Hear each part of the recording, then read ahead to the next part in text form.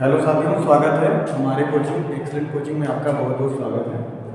कल हम लोग प्रश्नावली 1.1 में उसके पहले ये सीखे थे कि कोई भी दो नंबर रहे परिमेय संख्या, उनके बीच में कितने अपरिमेय संख्या आ सकते हैं, उनके बारे में कल डिटेल से सीखा गया।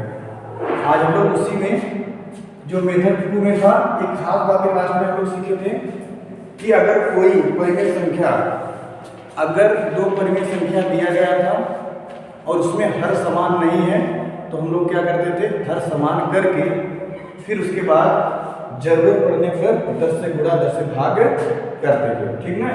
तो कुल मिलाकर हम लोग लिख सकते थे परिमेय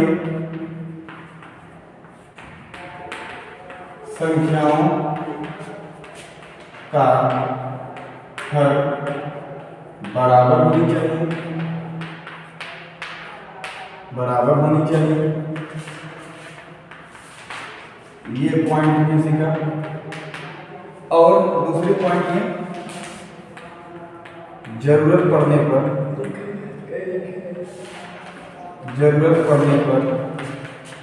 10 से गुणा तथा भाग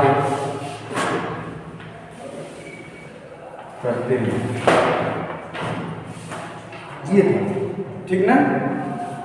मतलब कल हम लोग सीखे थे, जैसे एग्जाम्पल में आपको बताया गया था, एग्जाम्पल में आपको बताया गया था कि अगर 1/2 और 1/3 है तो देखेंगे भैया, और कोई आपसे पूछ लेगा इन दोनों के बीच में 4 परिमेय संख्या बताइए, 6 बताइए, 7 बताइए, इतने लोग बताना है परिमेय संख्याओं को।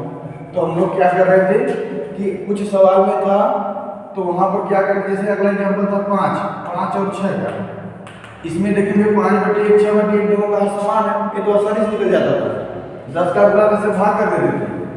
लेकिन यहाँ पर में क्या नीचे हर 2 है और यहाँ हर कितना है, 3 है। तो हम लोग क्या कर रहे थे, 1/2 1/3 ऐसे था।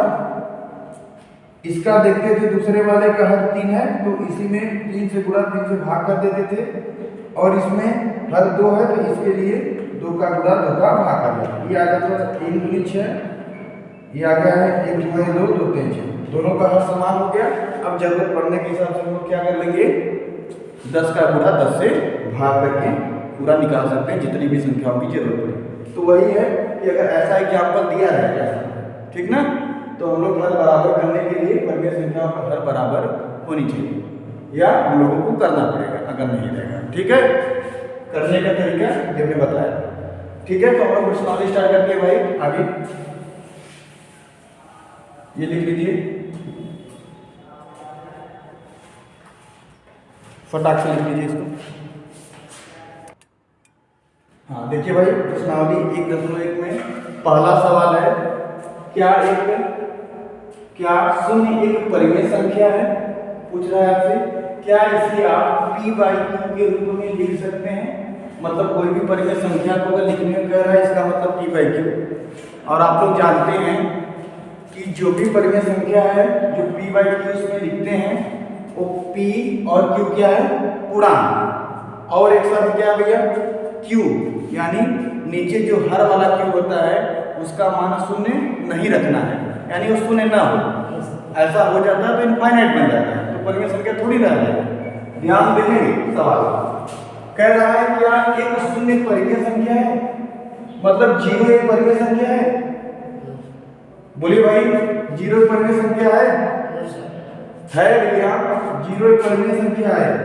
0 अब बटे, फिर आगे देखो क्या कह रहा है, क्या इसे आप p/q के रूप में लिख सकते हैं? जैसे हम कहते हैं 1 लिए हैं तो 1/1 लिख सकते हैं, ये भी तो परिमेय संख्या है। बोलो भाई, तो आपसे कह रहा है कि 0 एक परिमेय संख्या है और इसे p/q यानी 0/1, यही आपका आंसर हो गया। बिल्कुल लिख सकते हैं, शून्य एक परिमेय संख्या है, हाँ है। क्या इसे p/q के रूप में लिख सकते हैं? जी हाँ, p/q के रूप में हो गया। ये p हो गया, ये हमारा q, और p तथा q क्या है, पूर्णांक है। अब पूर्णांक का मतलब जानते भी आप लोग, पूर्णांक का मतलब 0 से प्लस की तरफ इधर जाए, 0 से नेगेटिव में भी चलेगा, माइनस में ना। उसी में से कोई नंबर उठाया है क्या, 0, और नीचे वाले पे 1 भी तो आपका है पूरा, तो क्या है आपका ये सही भाई। तो यानी हाँ, तो आप लिखेंगे हाँ 0 एक परिमेय संख्या है और यही आपका आंसर है। तो हमने लिख भी दिया, इसे नोट डाउन करेंगे भाई। फिर आगे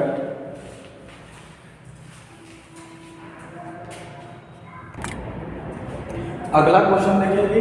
दूसरा क्वेश्चन है कि 3 और 4 के बीच में 6 परिमेय संख्या ज्ञात करना है। तो हमने आपको लॉजिक बताया था परिमेय संख्या ज्ञात करने का। पहले आप देखेंगे ये 3 हो गया, ये 4 हो गया, ऊपर नीचे क्या करेंगे 10 का गुणा 10 का भाग 10 का गुणा 10 का भाग, तो ये हो जाएगा आपका 3 दहा में, ठीक, क्या बटे कर लीजिए, यहाँ में बटे के लीजिए 30, 10 कम 10, ये 4 दहा में 40, 1 दहा में 10, ठीक भाई।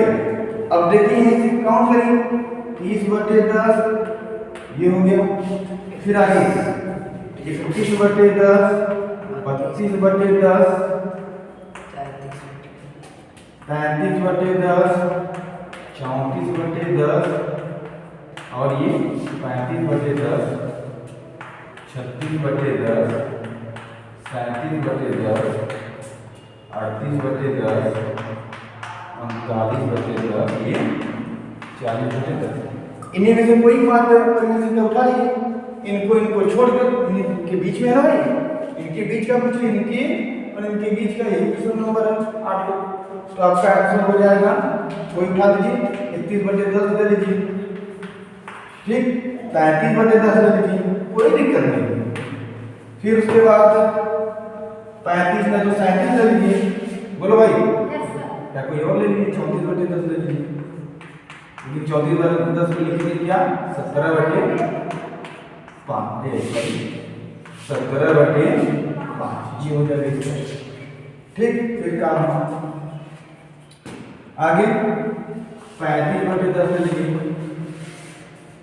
5 सबसे 35, 5 2 10, यानी 7 बटे 2 ये हो जाएगा, बोलो भाई ये हो गया 1 2 3 4। फिर उसके बाद 36 बटे 10,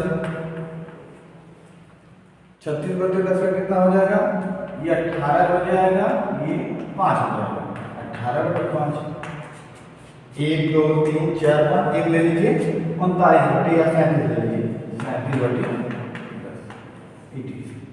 ये हमारा 6 परिमेय संख्या मिल गए, ठीक भाई। देख लीजिए, जहां आपको समझ में आए जरूर बताइएगा, कॉपी कर लीजिए।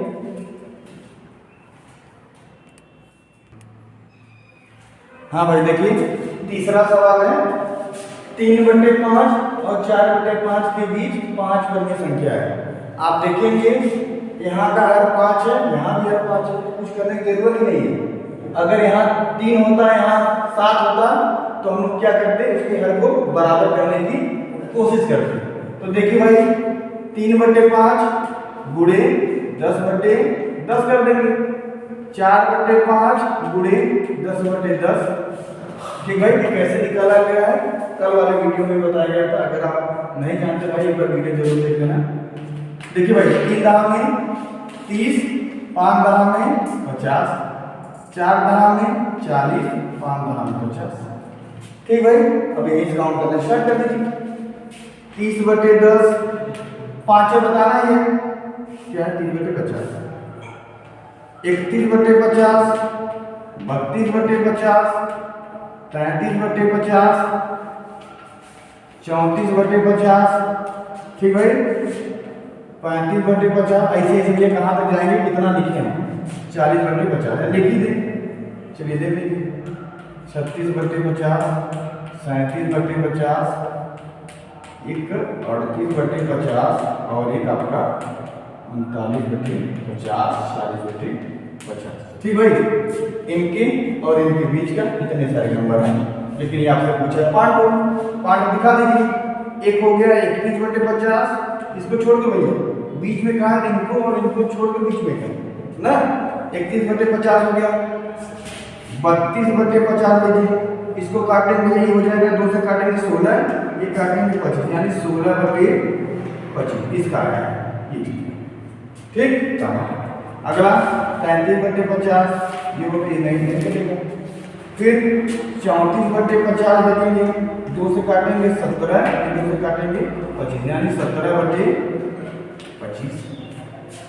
1 2 3 4। एक और बता देंगे 35 या 37/50 कर लीजिए, काटना पीटना न पड़े। ये आपका आंसर। ये इतने सारे बच्चे संख्या 5 बता दिए।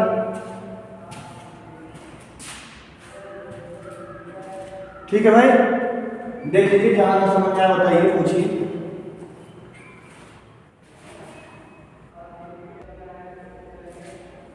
देखिए भाई, अगला चौथी सवाल में आपसे कहा है कि प्रत्येक प्राकृतिक संख्या एक पूर्ण संख्या होती है। क्या ये बात सही है कि गलत है?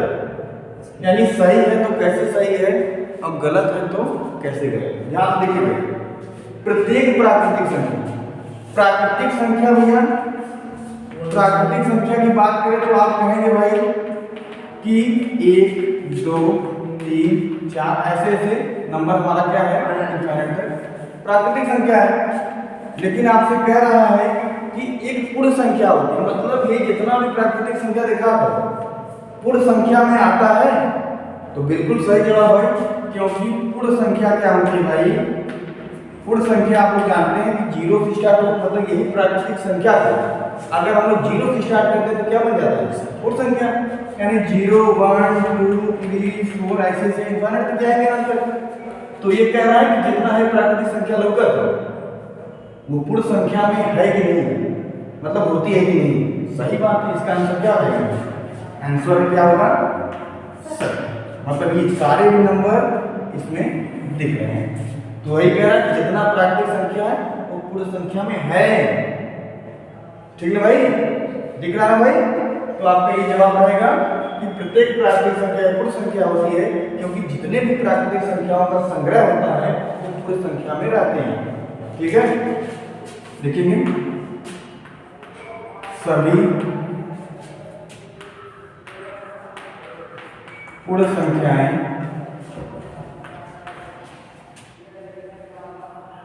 सभी पूर्ण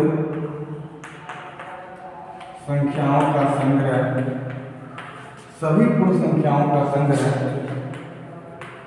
प्राकृतिक संख्या में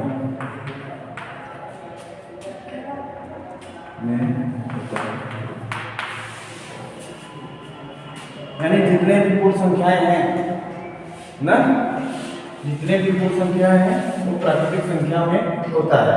ठीक है भाई, केवल 0 को छोड़कर। यही बात है, मतलब जो भी पूर्ण संख्या ये है 0 छोड़कर, 0 के बाद जो है प्राकृतिक इतना नंबर वो सब कहाँ है? प्राकृतिक संख्या। ठीक है, लिख लेंगे।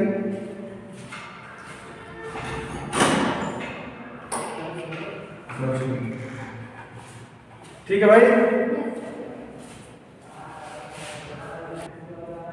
2 क्वेश्चन और बचा है भाई। प्रत्येक पूर्णांक एक पूर्ण संख्या होती है। प्रत्येक पूर्णांक मतलब प्रत्येक का मतलब जितने भी पूर्णांक है सब क्या होते हैं? पूर्ण संख्या होती है। तो आपसे ये क्वेश्चन कर रहा है क्या ये बात सही है कि प्रत्येक पूर्णांक एक पूर्ण संख्या होती है? अब आप देखेंगे भैया पूर्णांक का जरा देखिए क्राइटेरिया 0 1 2 3 4 5 ऐसे सीधा दिख लगे, और वही माइनस में। बोलो भाई, यही ना?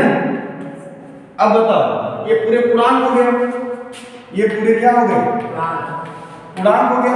और कह रहा है कि प्रत्येक पूर्णांक एक पूर्ण संख्या होती है। गलत बात है भैया, ये जो प्लस वाला 0 की गणनीय वाला होला पूर्ण संख्या, लेकिन वो कह रहा है सभी को, मतलब प्रत्येक का मतलब हर एक चीज को कह रहा है। तो ये क्या हो गया भाई? आपका आंसर असत्य। असत्य यहां लिखेंगे, क्योंकि सभी पूर्णांक संख्या पूर्ण संख्या नहीं होती है। ठीक भाई, केवल 0 से धनात्मक की तरफ वाली पूर्ण संख्या होती है। ये अपना लिख कर आएंगे भाई। ठीक है, तीसरा देख लीजिए, प्रत्येक परिमेय संख्या एक पूर्ण संख्या होती है।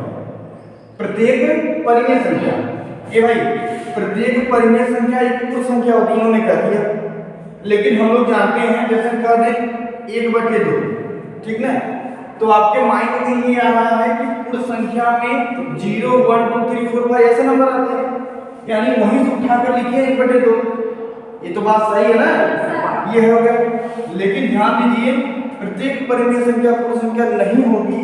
क्यों नहीं होगी भाई? क्योंकि ये सब बटे में है, वो बटे नहीं। हाँ, अब बटे वाली बात तो ठीक है भाई, परिमेय संख्या पूर्ण संख्या होती है। अगर 1/2 लिए हैं तो आप देखेंगे पूर्ण संख्या में आ जाता है आपका 0 1 2 3 4 ये सब आ जाएगा। उसको तो बोल दी भाई, ये तो चल गया।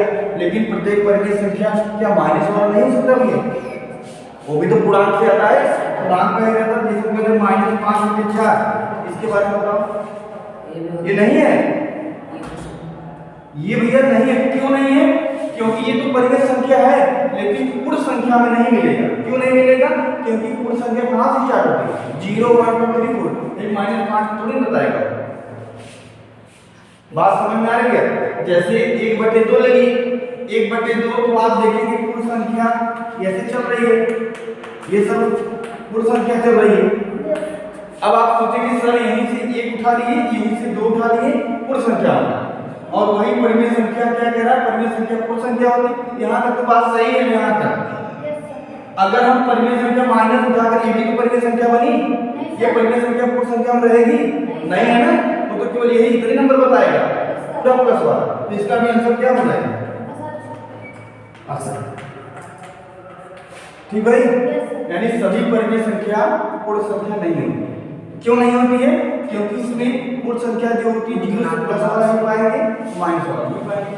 क्योंकि हम लोग जानते हैं परिमेय संख्या बटे में रहना चाहिए, चाहे माइनस में चाहे प्लस। ठीक है भाई, ये बात है। पूरा एकदम कॉन्सेप्ट क्लियर रखो। ठीक है भाई, धन्यवाद। अगर आपको समझ में आया वीडियो भाई तो जरूर से एक बार लाइक सब्सक्राइब कर देना।